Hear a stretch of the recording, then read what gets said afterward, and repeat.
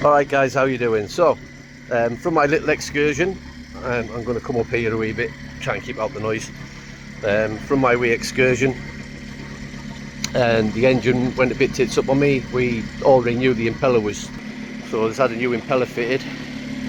And at the moment I'm just running the carb dry, just started it up, disconnected the fuel, so we'll wait till that runs out.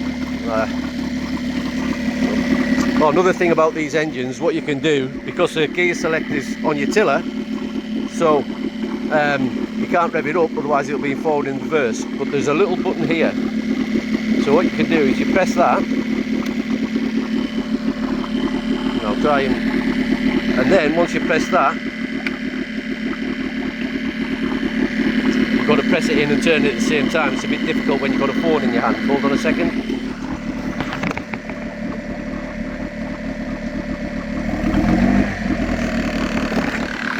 So once you press that button, it means you can rev it without it selecting gear, look.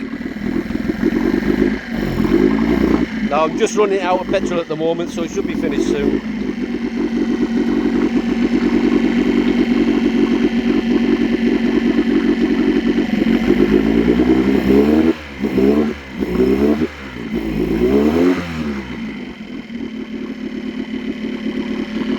Really, yeah, I'll tell you what, this goes on for a long time on tickover. It does go on for a long time on on tickover without any fuel connected to it.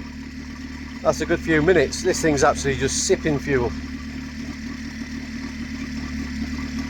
But as you can see, it's pumping water well from the normal telltale and down here as well. So there's definitely enough water getting round it. Right. I'm just wanting this to actually run out of fuel. It's just not wanting to. Normally you'd think that's not something to complain about, wouldn't you? But hey.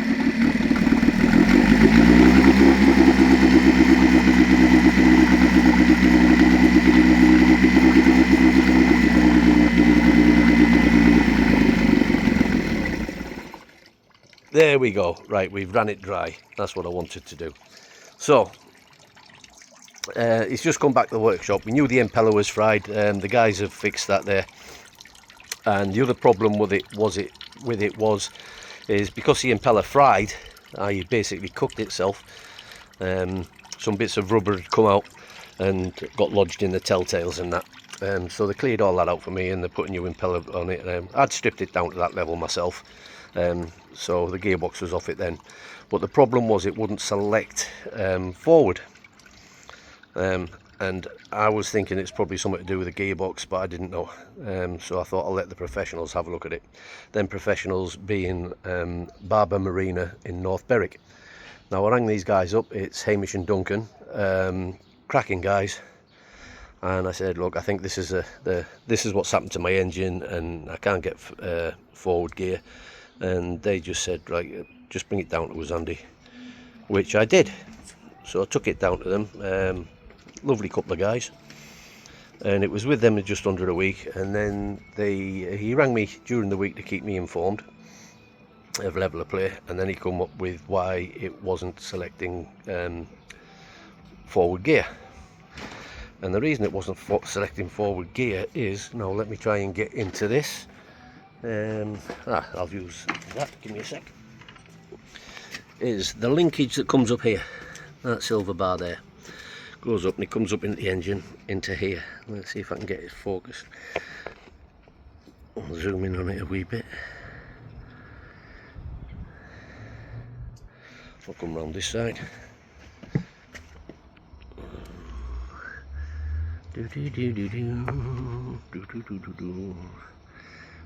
are we at?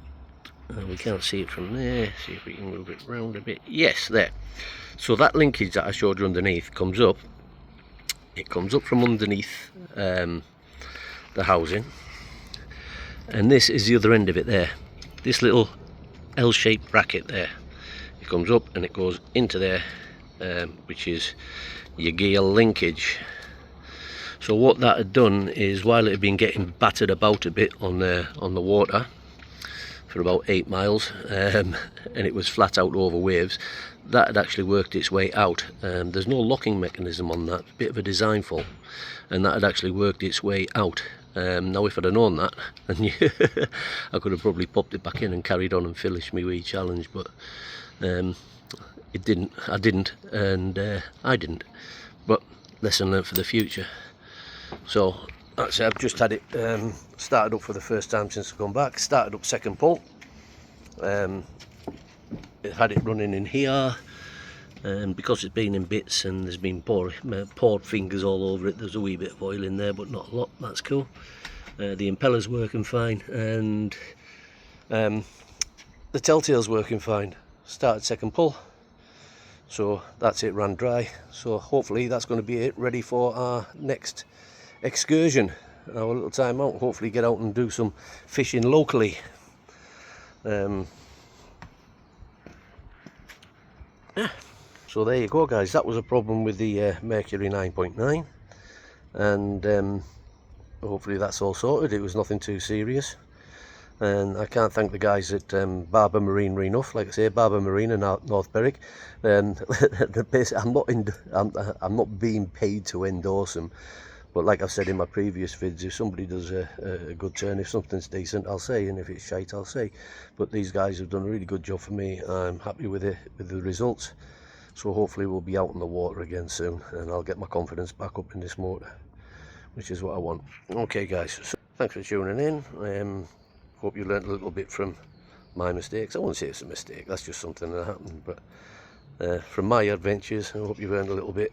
Like I said, the impeller I would have tackled myself. I had it stripped down to that level, but the boys had the impeller in there anyway, so saved me buying one and waiting for postage. And they just found that little problem there, that linkage, and they've sorted that out. So thanks for tuning in, guys. Later. Hope you're having a good time. Love you all. Bye.